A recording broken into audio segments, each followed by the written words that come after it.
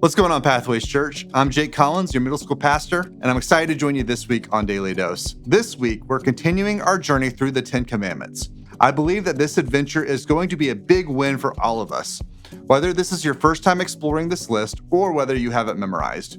We all have something to learn from this school of rock. The seventh commandment is found in Exodus 20, verse 14. We read, "You shall not commit adultery." If you wanted to look at this a different way, you could say it this way: be faithful to your spouse. The older I get, the more respect I have for couples who have been faithful to each other for decades.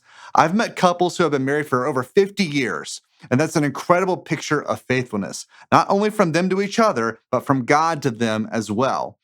Like murder, adultery is one of the topics that Jesus expands upon in Matthew 5.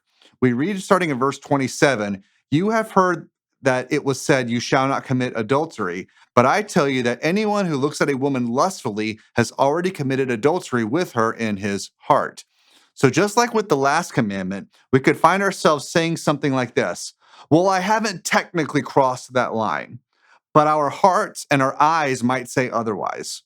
In my final 2 years of high school, I was part of a church where our student groups met in homes.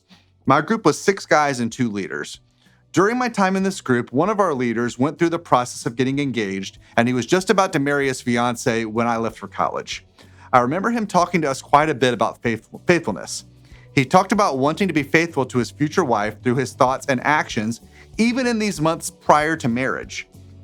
That makes a lot of sense when we think about the biblical parallel between marriage and Jesus' love for us. He was faithful to us even before our journey with him started. Our faithfulness in marriage is one of several ways that we can mirror this in our own lives. That's all for today. Join me back here tomorrow on Daily Dose.